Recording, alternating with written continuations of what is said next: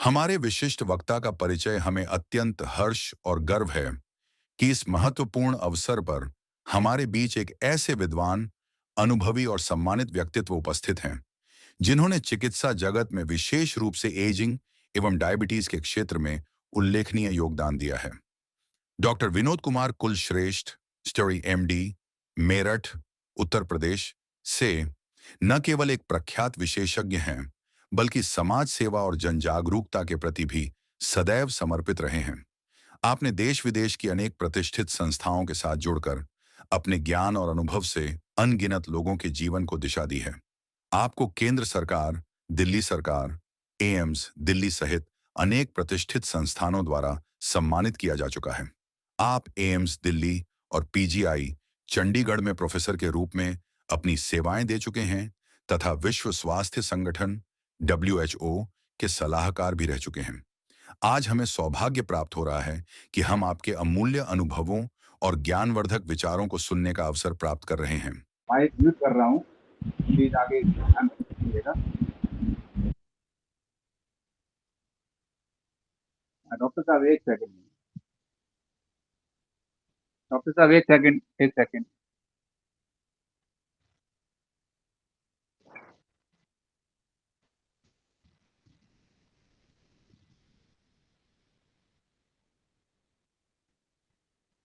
अब आप अपना माइक खोलिएगा। हाँ, अब ठीक हो गया है।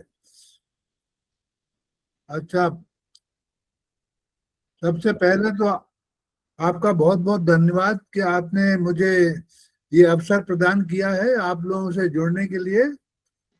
डॉक्टर इंद्रेश जी और शिवा कुलश्रेष्ठ जी, मैं उनका आभारी हूँ और कुलश्रेष्ठ सहारा परिवार से जुड़ने के लिए इस प्रोग्राम के अंदर में मुझे बहुत खुशी महसूस हो रही है कि मैं आप लोगों के बीच में हूँ।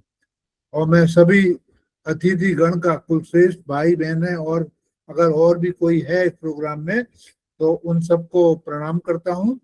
और जैसा कि आपने कहा कि मैं डायबिटीज यानी मधुमेह के बारे में कुछ जानकारी आप लोगों के साथ साझा करूं, और आपने पहले ही बता दिया है कि ये एक बहुत ही सामान्य रोग है और diabetes is the diabetes capital of the world. India is diabetes capital of the world. आज की तारीख में हमारे देश में करीब 10 करोड़ डायबिटिक पेशेंट्स हैं और 13 करोड़ ऐसे लोग हैं जो डायबिटीज की कगार पे बैठे हैं। वो पूरी तरह डायबिटीज नहीं है, लेकिन वो बॉर्डर लाइन डायबिटीज है। और अगर वो अपनी जीवन शैली को अपनाते नहीं है ठीक तरह से, तो उनको भी कुछ समय के बाद डायबिटीज हो सकती है। तो ये दोनों नंबर मिला के तो करीब 23-24 करोड़ हो गए। तो बहुत बड़ा नंबर है। सबसे पहले तो मैं ये बताना चाहूंगा कि डायबिटीज या मधुमेह जिसे हिंदी में कहते हैं, ये एक जीवन शैली से जुड़ा हुआ रोग है।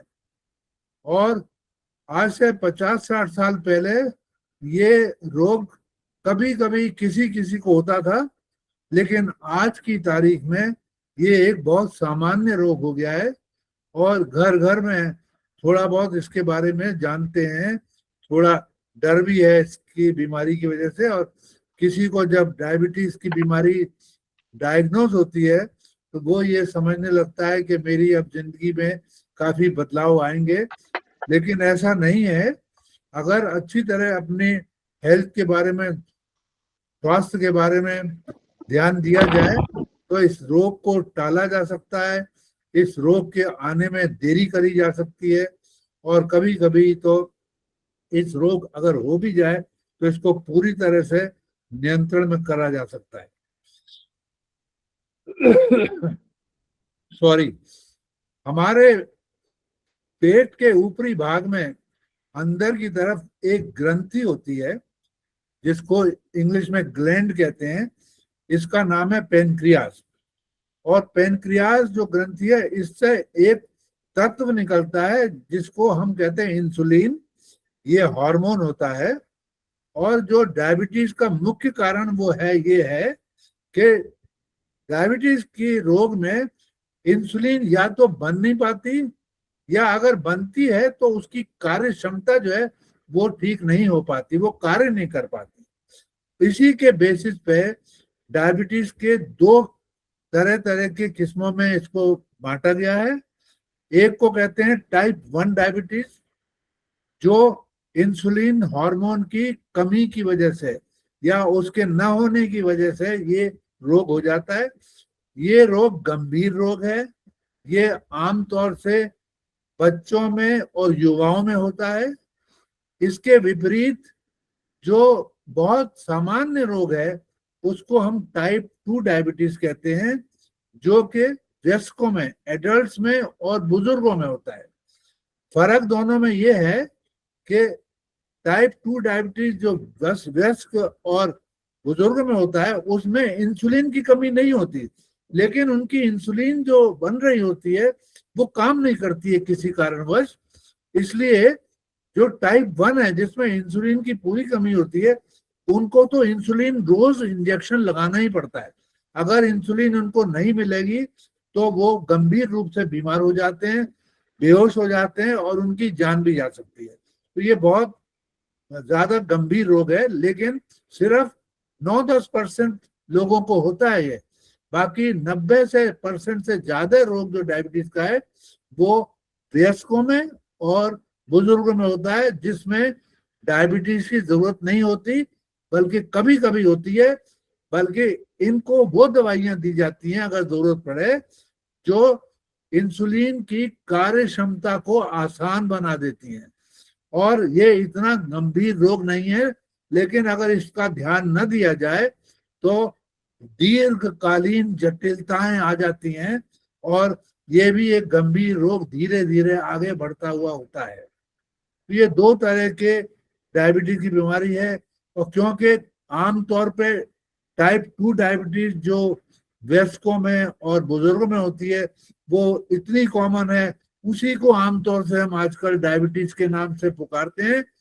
और मैं समझता हूँ आज का विवरण जो है हम मेनली टाइप 2 डायबिटीज के बारे में करेंगे, जिसको आमतौर से हम इजी लैंग्वेज में डायबिटीज कह देते हैं।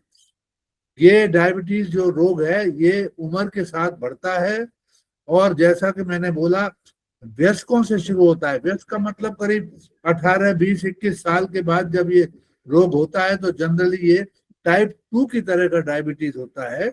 और जैसे जैसे आयु बढ़ती है इसकी संभावना बढ़ती चली जाती है।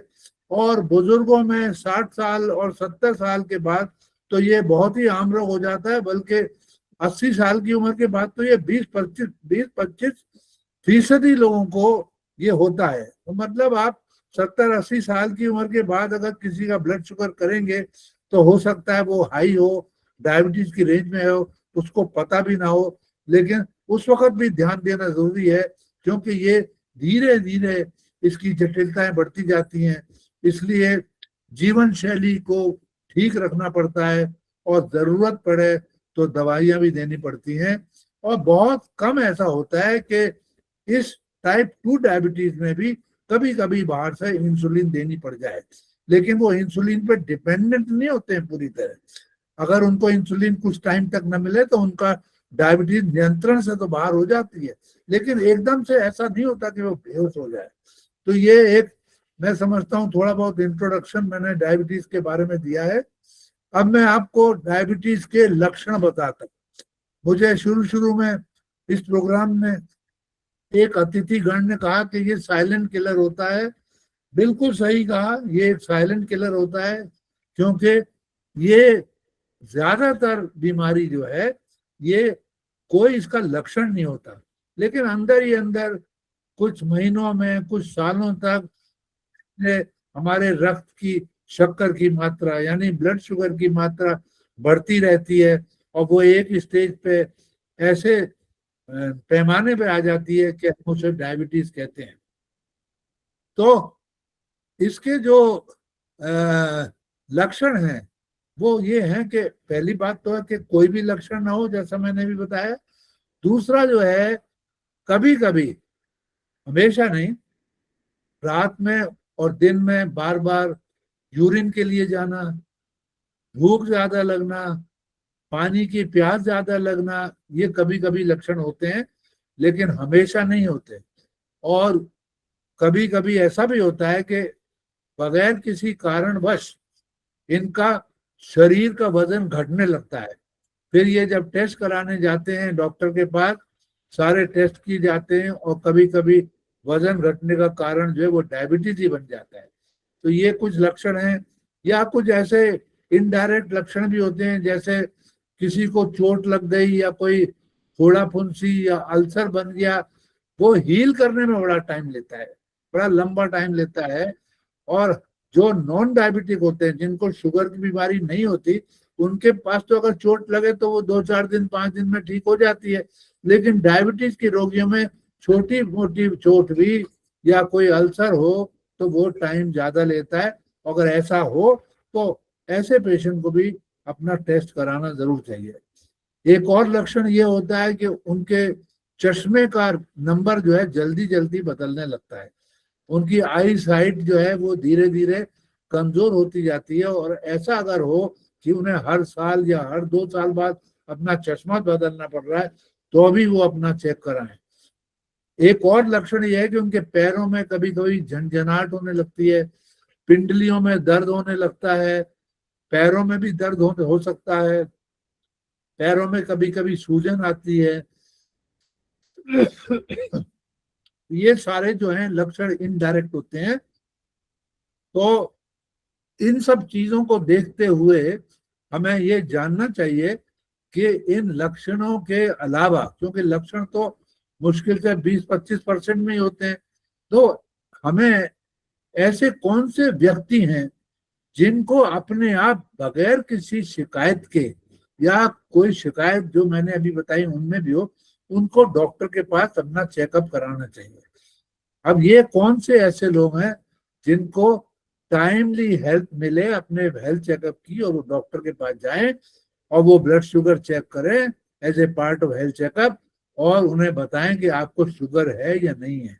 तो ऐसे कौन लोग हैं? पहला, कोई भी एज 40 साल से ऊपर किसी की हो जाए तो उसको जरूर टेस्ट कराना चाहिए। हर 2 साल में एक बार टेस्ट कराना चाहिए। उम्र अगर बढ़ती है, 50-55 की होती है, तो हर साल उसे टेस्ट कराना चाहिए, चाहे उसे कोई शिकायत हो चाहे ना हो। दूसरी सिचुएशन ऐसी है कि किसी को मोटापा हो, ओवरवेट हो, उनको भी ज्यादा चांस है शुगर होने का, तो उन्हें भी चेक कराना चाहिए।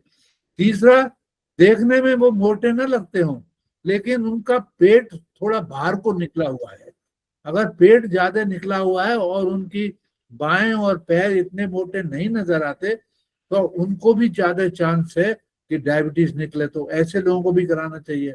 फिर जो ऐसे लोग हैं जो शैथल्य रहते हैं, मतलब एक्सरसाइज नहीं करते, सुस्त रहते हैं, बैठे रहते हैं या लेटे रहते हैं, या उनका ऐसा काम है वो कुर्सी पे ही बैठे रहते हैं, उनके ऑफिस में भी सारा दिन बैठने का काम है, कंप्यूटर का काम है, उनको टाइम नहीं मिलता सैर करने का या कोई और फिजिकल एक्टिविटी करने का, योगा करने का। ऐसे लोग भी जरूर टेस्ट कराएं, उनको भी डायबिटीज होने के ज्यादा चांस है। इसके अलावा किसी के परिवार में अगर शुगर की बीमारी है, माता को या पिताजी को या भाई बहनों को, उनको भी जरूर टेस्ट कराना चाहिए, क्योंकि ये बीमारी कुछ हद तक वांशिक है, मतलब परिवार के अंदर चलती है। ये एक और ऐसी सिचुएशन है। इसके अलावा मान लीजिए किसी को हार्ट की बीमारी हो चुकी है, उसको टेस्ट कराना चाहिए। किसी को रक्तचाप की बीमारी है, हाई ब्लड प्रेशर की बीमारी है, उसको भी टेस्ट कराना चाहिए। किसी का कोलेस्ट्रॉल की मात्रा बढ़ी हुई है, उसको भी कराना चाहिए। किसी को नींद ठीक नहीं आती या वो रात को खुर्राटे लेता है, उसको भी टेस्ट कराना चाहिए। या ऐसी कोई महिला हो जिनको पहले जो गर्भावस्था हुई है उसमें अगर उनका बच्चा जो पैदा हुआ है वो ओवरवेट हुआ है, 4 किलो से ज्यादा अगर वो बच्चा पैदा हुआ है, अब वो दोबारा वो गर्भावस्था में है, तो उनके अगर ऐसा इतिहास है कि उनको पैदा बच्चा ज्यादा वजन का हुआ था, तो उनको भी टेस्ट जरूर प्रेगनेंसी में करा लेना चाहिए। वो बहुत जरूरी है कि प्रेगनेंसी में अगर डायबिटीज निकलती है उसका उपचार करना बहुत जरूरी है। और ये डायबिटीज ऐसी होती है कि प्रेगनेंसी और डिलीवरी के बाद ये कई बार खत्म हो जाती है, लेकिन ड्यूरिंग प्रेगनेंसी अगर इसका ठीक तरह उपचार ना हो तो माता को और बच्चे को, जो होने वाला बच्चा है, उन दोनों को नुकसान हो सकता है। तो ये एक और सिचुएशन है।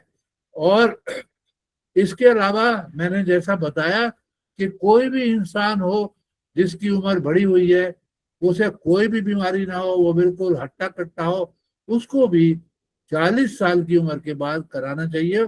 मैं तो बल्कि आजकल ये कहूंगा कि देखिए, आजकल 25-30 साल पे भी बच्चे काफी मोटे हो रहे हैं, उनको भी कराना चाहिए। और ये जो टाइप 2 बीमारी है जिसके बारे में मैंने ये बताया है कि ये सिर्फ वयस्कों में और बुजुर्गों में होती है, ये अब कम उम्र के बच्चों में भी होने लगी है। 15 साल, 16 साल, 17 साल, इनमें भी होने लगी है।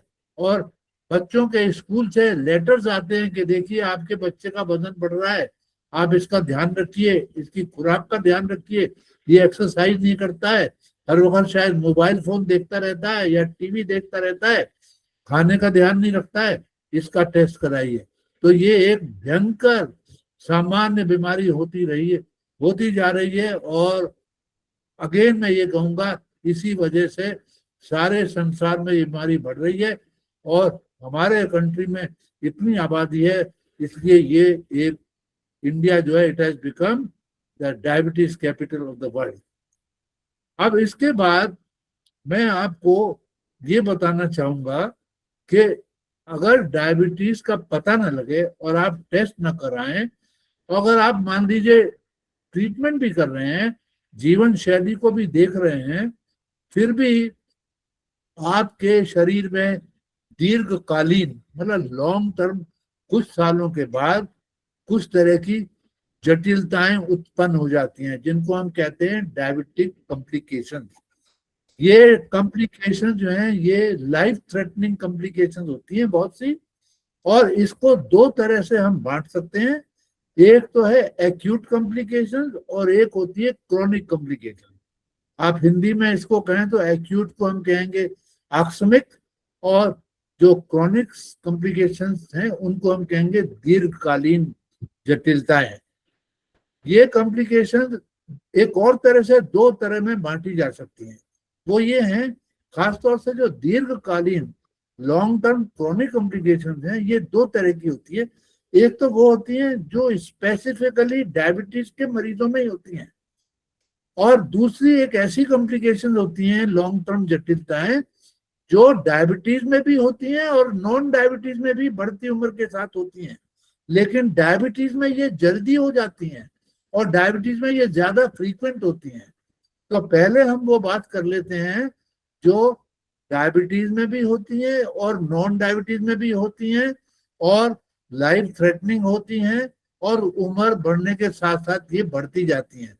ये तीन तरह की होती हैं। एक तो हार्ट डिजीज, जिससे हार्ट अटैक हो सकता है।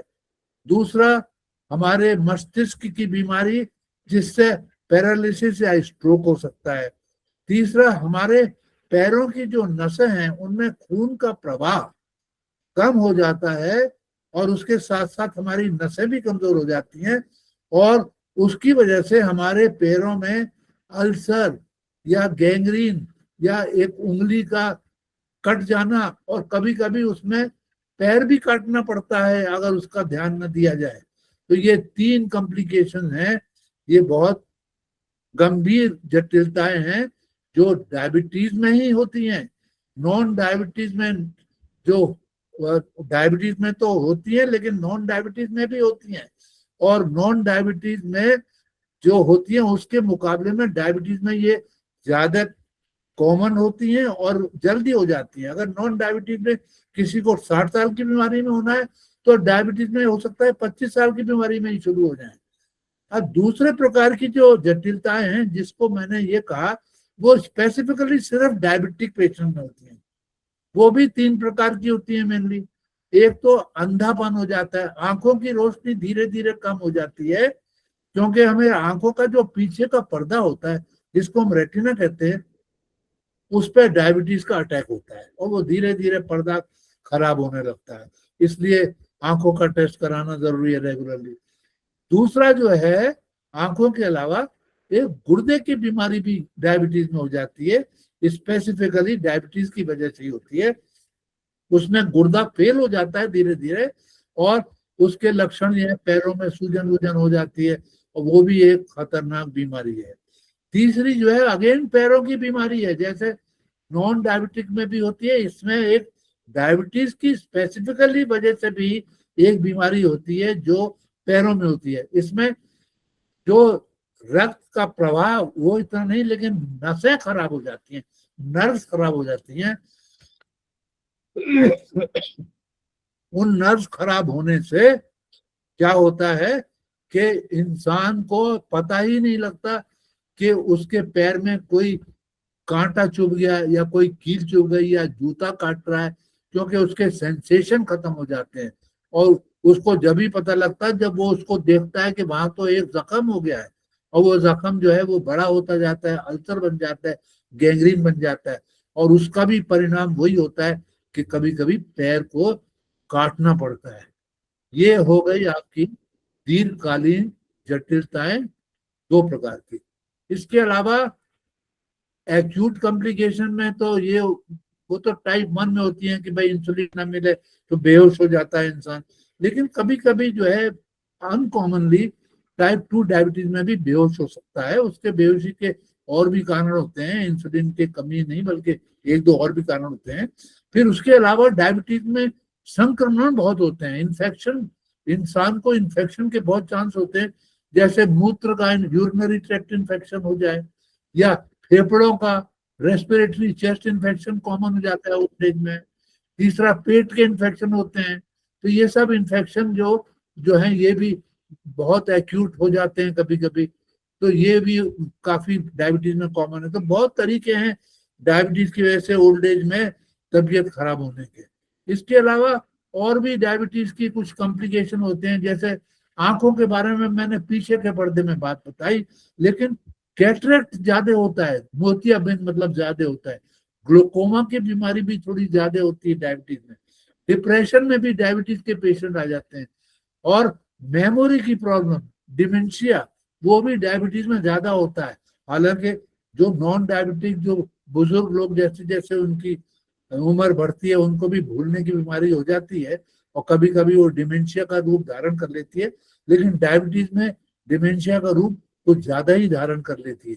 तो आपको अंदाजा हो गया कि डायबिटीज का अगर हम ठीक तरह से टाइमली डायग्नोज न करें, ठीक तरह से अपनी जीवन शैली को ठीक न करें, अपने आहार को ठीक न करें, अपनी डाइट को ठीक न करें, और जब दवाई की जरूरत पड़े उसकी दवाई का हम इंतजाम न करें, हम डॉक्टर के पास रेगुलर न जाएं, तो आप समझ लीजिए कि क्या क्या प्रॉब्लम हो सकती हैं। मैं आपको डराने की कोशिश नहीं कर रहा हूँ। बहुत से लोग जो हैं वो बहुत अच्छी अपने को ध्यान देते हैं, हेल्थ का ध्यान देते हैं, और जब वो वृद्धावस्था में आते हैं तो उनके पास टाइम भी होता है, और वो जीवन शैली को सुधारने की कोशिश हमेशा करते रहते हैं, और उनका जीवन जो है वो भी एक नॉर्मल जीवन के साथ तरह होता है। अगर नॉन डायबिटिक अपनी 80 साल की उम्र तक जी रहा है तो वो भी अपने को 80-85 साल तक जी सकते हैं। तो बहुत घबराने की बात नहीं है, लेकिन एहतियात लेने की बहुत जरूरत है। अब मैं आपको फाइनल चैप्टर जो है वो ये बताऊंगा कि इसका इलाज क्या है और रोकथाम क्या है। देखिए, इलाज की स्थिति तक तो कोशिश यही करनी चाहिए कि आना ही नहीं चाहिए डॉक्टर के पास। ऐसी अवस्था में आप पहुंचे कि उसको आपको जो है टैबलेट ही देनी पड़े, या कभी कभार को इंसुलिन देनी पड़े, उसको तो अवस्था में कोशिश करें वहां तक आप पहुंचे ही नहीं। तो उसको वहां तक न पहुंचने के लिए क्या करना चाहिए। मान लीजिए आपको कोई डायबिटीज नहीं है, आप सिर्फ 30 साल के हैं, 25 साल के हैं, या 40 साल के हैं, आपको तभी से, बल्कि जितना जल्दी हो सके आप अपने लाइफ स्टाइल को एकदम रेगुलरली उसको लुक आफ्टर करिए, उसका ध्यान करिए। और लाइफ स्टाइल में मेनली कई चीजें हैं, लेकिन पहले मैं आपको दो चीजें बताऊंगा। एक तो आहार के बारे में, अपनी डाइट के बारे में। मैंने कुछ ज्यादा टाइम तो नहीं ले लिया, अभी मुझे 10-15 मिनट और लगेंगे शायद। तो ये जो प्लीज है कंटिन्यू, आप, प्लीज कंटिन्यू, हाँ, प्लीज तो कंटिन्यू। डाइट के बारे में ऐसा है कि पहले तो मैं आपको बताऊंगा, हर इंसान को, चाहे उसे डायबिटीज आज की डेट में है, चाहे नहीं है, चाहे बाद में होने वाली है, हर इंसान को एक डाइट के कुछ नियम हमेशा ऑब्जर्व करने चाहिए। मोटी मोटी बातें हैं कि उसको क्या खाना है, कब खाना है, और कितना खाना है। ये 3 चीजें याद रखिए, क्या खाना है, कब खाना है, और कितना खाना है। अब क्या खाना है, उसमें मोटी मोटी बातें हैं। शुगर की मात्रा, नमक की मात्रा, चिकनाई यानी तेल और फैट की मात्रा कभी भी ज्यादा न लें, इंपॉर्टेंट। दूसरा, इसी डाइट का ही पार्ट है, शराब का सेवन न करें, किसी भी एडिक्शन से दूर रहें। स्मोकिंग बहुत खतरनाक है, उससे, इन सब चीजों से डायबिटीज ही नहीं, बाद में और भी कई बीमारी होती हैं। ब्लड प्रेशर भी हो जाता है, हार्ट अटैक भी हो जाता है, कैंसर भी हो सकता है, बहुत सारी बातें हो सकती हैं। तो ये डाइट और एडिक्शन, और इसको क्योंकि इसमें हमारी जो डाइट की वो बैलेंस डाइट, जिसे हम संतुलित भोजन कहते हैं, उसके बारे में मैं थोड़ा डिटेल में बताऊंगा। ये मोटे मोटे नियम मैंने अभी बताए हैं। और इसमें जो आहार जो आपको लेना है, मैं अभी रोकथाम की बात कर रहा हूँ, मैं अभी उस सिचुएशन की बात नहीं कर रहा कि डायबिटीज जब हो जाए तब क्या करना है। रोकथाम अगर आपको करना है तो आपको, जब भी आपकी ऐसी उम्र हो, आपको हमेशा एक जीवन शैली का एक पार्ट है कि ये जो मोटी मोटी बातें बताई हैं, इसके अलावा आप रेड मीट न खाएं। अगर आप वेजिटेरियन हैं तो बहुत अच्छा है। और सब्जियां, फल, विटामिन युक्त जो भी चीजें हैं, जैसे नट्स हैं, अखरोट हैं, या बादाम हैं, इन चीजों का सेवन करें as a part of your life. और अगर आप नॉन वेजिटेरियन हैं तो रेड मीट कभी ना खाएं। हाँ, अगर आप मछली, फिश के शौकीन हैं तो आप खा सकते हैं। और ऐसा मीट भी होता है जो जो लीन मीट होता है, जो रेड मीट नहीं होता, व्हाइट मीट होता है, जिसमें फैट की मात्रा, वसा की मात्रा बहुत कम होती है, और प्रोटीन आपको मिल जाता है उससे, वो भी आप ले सकते हैं। लेकिन मेरा ऐसा मानना है कि सबसे अच्छा तो यही है कि आप वेजिटेरियन रहें और इन सब चीजों का ध्यान रहें। और इसीलिए मैं इसको कभी कभी इसको नाम देता हूँ सात्विकता। ये तो हो गया जहां तक आहार का सवाल है। अब दूसरी बात हो गई कि अगर डायबिटीज हो जाए तो क्या करना है आहार में। इसमें जो है थोड़ा आपको ज्यादा स्ट्रिक्ट रहना पड़ेगा आहार में। और मोटी मोटी बातें तो वही हैं, लेकिन मेरे ख्याल में मुझे एक चीज आपको ये बतानी चाहिए कि जब आपको डायबिटीज हो जाए तो आप कंफ्यूज रहते हैं, मैं क्या खाऊं क्या ना खाऊं। आप आहार विशेषज्ञ या डाइटिशियन के पास जाते हैं, वो एक लंबा चौड़ा चार्ट आपको दे देती हैं कि ब्रेकफास्ट में ये खाना है, लंच में ये खाना है, और डिनर में ये खाना है, स्नैक ये लेने। वो थोड़ा मानते हैं लोग, लेकिन लोग उसको कितना फॉलो कर पाते हैं, कितना नहीं कर पाते हैं। जो जो करता है वो बहुत अच्छी बात है, और हमेशा एक डाइटिशियन की मदद लेनी भी चाहिए। लेकिन मैं आपको एक थोड़ा सा सरल तरीका बताता हूँ। और सरल तरीका डायबिटीज के लोगों के लिए आहार का ये है कि एक 9 इंच की प्लेट ले लीजिए आप। एक ऐसी प्लेट ले लीजिए जिसका डायमीटर यानी व्यास 9 इंच हो। 9 इंच का मतलब एक किसी भी सिरे से दूसरे सिरे तक जो केंद्र बिंदु से गुजरती हुई लाइन जाए, उसको हम कहते हैं व्यास या डायमीटर। मतलब इस लाइन से आपकी जो प्लेट है 9 इंच की, वो 2 भागों में बढ़ जाती है। अब एक भाग जो बड़ा भाग है, आधा भाग, उसको आप भर लीजिए, जिनको हम कहते हैं non starchy vegetables. Non starchy vegetables, जिसमें बेसिकली सलाद होता है, सलाद के पत्ते, खीरा, टमाटर, पालक के पत्ते चाहे तो वो रख लीजिए, और हरी बीन जैसे पतली हरी सेम, इस टाइप की चीजें उसमें भर लीजिए। और उसमें और कुछ न लें, एक तरह का ये सलाद है, इसमें आप बंद गोभी के भी हिस्से डाल सकते हैं, वो जिसको कैबेज कहते हैं, थोड़ा सा कॉलीफ्लावर के भी डाल सकते हैं, ब्रोकोली भी डाल सकते हैं, लेकिन आप उसको आधे हिस्से को भरिए। उसके लिए आपको डरने की जरूरत नहीं है। हालांकि ये होते तो इसमें कार्बोहाइड्रेट तो होते ही हैं थोड़े बहुत, लेकिन इनसे ब्लड शुगर कोई खास बढ़ता नहीं है। और इनमें एक बड़ी बात है, ये क्योंकि सब्जियां हैं, इनमें विटामिन, मिनरल्स और एंटीऑक्सीडेंट होते हैं, तो इसकी बहुत कोई रिस्ट्रिक्शन की जरूरत नहीं है। बस इतना ही रिस्ट्रिक्शन है कि 9 इंच की प्लेट में आपने ये भर ली है। अब आप जो दूसरा आधा हिस्सा है उसको फर्दर 2 हिस्सों में डिवाइड कर लीजिए, 1/4 और 1/4।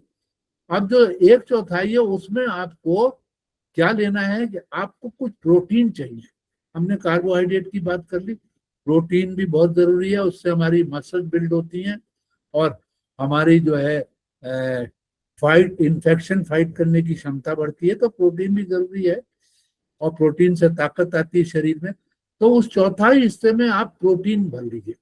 और प्रोटीन जो है वो या तो एनिमल सोर्स से भी होती है या वेजिटेबल सोर्स से भी होती है। वेजिटेबल सोर्स की जो प्रोटीन है वो है पनीर, कोफू, वो भी ऐसी होती है उसमें। और जो एनिमल सोर्स की है उसमें जैसे मैंने बताया कि आपको रेड मीट कभी नहीं लेना, अगर लेना है तो फिश ले लीजिए या लो फैट चिकन ले लीजिए, अगर आप चाहें तो ले सकते हैं। तो ये आपका जो है प्लांट बेस्ड और एनिमल बेस्ड, ये पूरे चौथाई हिस्से में आपको प्रोटीन भी देगा और अच्छा फैट भी देगा।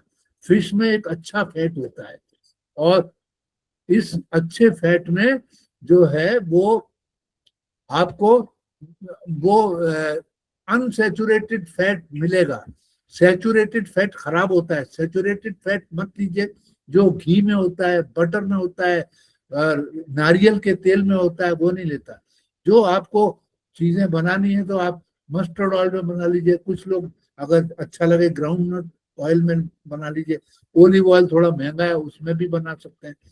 अब बाकी जो चौथा हिस्सा रह गया वो उसमें आपको स्टार्ची कार्बोहाइड्रेट लेने हैं, इसमें फिर कार्बोहाइड्रेट लेने हैं, क्योंकि कार्बोहाइड्रेट भी हमें एनर्जी देता है, और कार्बोहाइड्रेट जो है वो जरूरी है, लेकिन ज्यादा कार्बोहाइड्रेट लेने से गड़बड़ होती है, और खराब क्वालिटी के कार्बोहाइड्रेट लेने से गड़बड़ होती है। इसमें कौन से कार्बोहाइड्रेट, मैंने पहले पूरे आधे हिस्से में आपको कहा था नॉन स्टार्ची कार्बोहाइड्रेट। ये जो आखिरी का चौथा हिस्सा प्लेट का रह गया है उसमें आपको लेना है स्टार्ची कार्बोहाइड्रेट। स्टार्ची कार्बोहाइड्रेट में हो गया मोटा अनाज। मोटे अनाज का मेरा मतलब ये है कि brown rice, whole wheat bread, millet, और आपके जो ये जो ये इसके अलावा जो इसमें जो सब्जियां होती हैं वो ऐसी होती हैं जिनमें स्टार्च होता है, लेकिन उनमें कार्बोहाइड्रेट भी होता है और थोड़ा बहुत प्रोटीन भी होता है। और ये जो मैंने आपको ये होल व्हीट की और ये चीजें जो बताई हैं, ब्राउन राइस का बताया मेरे, इनमें भी कार्बोहाइड्रेट के अलावा थोड़ा बहुत प्रोटीन तो इनमें भी होता है। तो दूसरी चीजें इनमें आप क्या भर सकते हैं, राजमा है या लोबिया है या मटर है, मतलब उसकी सब्जी लेना है, तो ये जो है हमारे स्टार्ची कार्बोहाइड्रेट है। तो इस तरह का आप सेवन अगर करेंगे, और ये याद रहे कि एक कार्बोहाइड्रेट हानिकारक प्रकार का भी होता है जिसमें मीठा है, जैसे चीनी की चीज है या मिठाई है या ये बेवरेजेस हैं मीठे जो जूसेस मिलते हैं, ये कभी ना लेना, ये कभी ना लेना। तो ये मतलब मीठे से दूर रहना, ये इंपॉर्टेंट है। ये वो भी कार्बोहाइड्रेट है, वो रिफाइंड कार्बोहाइड्रेट है। मैंने जो आपको कार्बोहाइड्रेट बताए हैं वो कम्प्लेक्स कार्बोहाइड्रेट है। इसके अलावा फाइनली आप आखिर में जो पानी पीते हैं, कोई भी लिक्विड आपने दिन भर में कोई लिक्विड लें तो पानी पी सकते हैं, अनस्वीटेंड चाय ले सकते हैं, अनस्वीटेंड कॉफी ले सकते हैं, हर्बल टी ले सकते हैं, गोल्डन दूध ले सकते हैं, थोड़ा उसमें हल्दी का एक पिंच डाल सकते हैं तो गोल्डन हो जाता है। ये सब जो है आपको एक आहार जो है। हाँ, आखिर में ये तो आपके पास जरूरी है, आप डॉक्टर के पास भी जाएंगे और साल में एक बार, 6 महीने में एक बार, और जब जरूरत पड़े तब भी, और आपको डाइटिशियन के पास भी जाना चाहिए। ये आहार की बात होगी। अब दूसरा बड़ा जो है इश्यू हमारा है वो जीवन शैली का, वो है हमारी एक्सरसाइज। एक्सरसाइज करना बहुत जरूरी है। एक अंग्रेजी में कहावत है, those who do not find time for exercise will soon find time for illness। तो exercise is very important. Exercise की अभी तक कोई गोली नहीं बनी है कि आप घर बैठे गोली खा लें और आपके एक्सरसाइज के बराबर का उसको लाभ मिल जाए, ऐसा नहीं है। आपको एक्सरसाइज करनी पड़ेगी। एक्सरसाइज जो है 2-3 तरह की है जो लेनी पड़ती है। वो आपको चाहे डायबिटीज हो चाहे नॉन डायबिटीज है, दोनों को लेनी पड़ती है। डायबिटीज की कोई अलग से कोई स्पेशल एक्सरसाइज मैं आपको नहीं बताना चाहूंगा, लेकिन एक्सरसाइज जो है वो एक तो एरोबिक होती है, मतलब आपको कम से कम आधा घंटा 40 मिनट रोज वॉक करना है और अपने हिसाब से थोड़ा ब्रिस्क वॉक करना है। जो बुजुर्ग लोग हैं उनको ज्यादा ब्रिस्क वॉक नहीं कर सकते, उनमें इतनी क्षमता नहीं होती है। किसी को हार्ट की बीमारी भी हो सकती है तो उसे तो डॉक्टर से पूछ के ही करना है भाई कितनी देर करना है, कितनी तेजी से करना है। तो ये एक वॉकिंग इज इम्पोर्टेंट। 30 मिनट रोज कम से कम, मतलब 150 मिनट करीब आपको, अगर आप 5 दिन भी करें तो 150 मिनट आपको एक हफ्ते में करना है। रोज करें, 6 दिन हफ्ते में करें वो और भी अच्छा है, लेकिन ये कम से कम इतना करना है। उसके अलावा आपको घर में या जिम जिम पे तो नहीं मैं आपको रिकमेंड करूंगा, लेकिन घर में या पार्क में आप बैलेंसिंग एक्सरसाइज कर सकते हैं, वेट लिफ्टिंग की एक्सरसाइज कर सकते हैं। लेकिन ये वाली एक्सरसाइज जो है ये डेली नहीं करनी, ये आपको हफ्ते में 2 या 3 बार ही करनी है, नहीं तो जोड़ों वोड़ों में दर्द हो जाता है, क्योंकि इससे मसल्स बनती हैं और बुजुर्गों को गिरने का खतरा कम हो जाता है। तो ये एक और एक्सरसाइज है। इसके अलावा आप योगा के बहुत आसन है, वो भी आप कर सकते हैं। तो ये जो एक्सरसाइज है इसको मैं हिंदी में, जैसे मैंने डाइट को सात्विकता कहा, इसको मैं श्रमता कहता हूँ। तो ये दूसरा है। बाकी 3-4 चीजें हैं और भी इम्पोर्टेंट हैं। एक तो है आपका संपर्कता, मतलब आपको सोशल भी एक्टिव रहना है, लोगों से मिलना है, अपने दोस्तों के साथ गप्पे मारनी है, उससे आपका स्ट्रेस लेवल कम हो जाता है। तो ये भी, और उसका उसका जो मेडिकल साइंटिफिक प्रूफ भी है, उसके साथ फायदा होता है, संपर्कता कहते हैं। फिर आपका खासतौर से बुजुर्गों के लिए सक्रियता, सक्रियता मतलब दिमाग चलाते रहना है।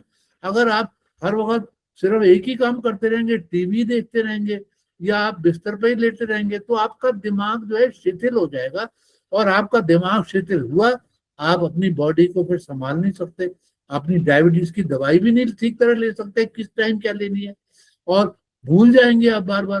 तो अपने माइंड को, अपनी सक्रियता को ऊपर रखना है, चाहे सोशल के थ्रू, चाहे वॉलंटियर के थ्रू, चाहे कोई काम करने के थ्रू, चाहे आपको कोई नई लैंग्वेज सीखनी है, नया म्यूजिकल इंस्ट्रूमेंट सीखना है, आपको ऑनलाइन अपना पेमेंट करना है, कंप्यूटर में आपको घुसना है, उसमें भी आपका दिमाग लगेगा। तो मतलब बहुत तरीके, अपने ग्रैंड चिल्ड्रन के साथ खेलिए, कैरम खेलिए, कार्ड खेलिए, सब में दिमाग लगता है। इसको मैं कहता हूँ सक्रियता। इसके बाद है स्वच्छता। ये भी डायबिटीज के लिए खासतौर से नहीं है, लेकिन अपने हाइजीन को मेंटेन करना है, वक्त पे हाथ धोने, हर वक्त हर वक्त जो है अपना घर में वेंटिलेशन रखना है, पॉल्यूशन, बाहर का पॉल्यूशन में आपका कंट्रोल नहीं है, लेकिन जब जाएं बहुत क्राउड में न जाएं, और अपना कहीं क्राउड की जगह में जा रहे हैं तो मास्क लगा के जाएं। वही कोरोना वाला वो यहाँ भी अप्लाई होता है, वो डायबिटीज के लिए अलग से नहीं है, वो सभी के लिए। इसको मैं स्वच्छता कहता हूँ। इसी तरह नींद को लेना बहुत जरूरी है। रात को देर देर तक सोना, देर में खाना खाना, ये सब नुकसान है। रात को कॉफी पी लेना, रात को चाय पी लेना, या रात को गाने वाने सुनना और पार्टियां अटेंड करना, वो भी नुकसान है। तो ये जो है ये भी एक बहुत इम्पोर्टेंट है। इसको मैं शयन पूर्णता कहता हूँ, मतलब नींद पूरी लेना। और भी कई चीजें हैं मैं बताना चाहता हूँ, लेकिन डायबिटीज के लिए स्पेसिफिक नहीं है, ये जनरल हेल्थ के लिए है। और बुजुर्गों के लिए खास तौर से, क्योंकि मेरा जो काम था ऑल इंडिया मेडिकल इंस्टीट्यूट में, मैं इसी बुजुर्गों की हेल्थ के बारे में मैंने ज्यादा तवज्जो दी है, तो इसका एक डिपार्टमेंट भी वहाँ बन गया है। तो इसीलिए मैं जरा बुजुर्गों पर ज्यादा करता हूँ, क्योंकि ये बुजुर्गों की उम्र का ऐसा तकाजा है कि इसमें आप कितनी कोशिश कर लें, आप दूर कर सकते हैं बीमारी को, अपने को स्वस्थ रख सकते हैं, लेकिन यही बहुत है कि आप 80-90 साल और भगवान करे 100 साल तक आप सब जिंदा रहें। तो यही सब मुझे कहना है। और अब मैं आपसे गुजारिश करूंगा कि आप कुछ भी मुझसे डिस्कस करना चाहें, मैं कोशिश करूंगा कि आपको जवाब दे सकूं। बहुत बहुत धन्यवाद आपका।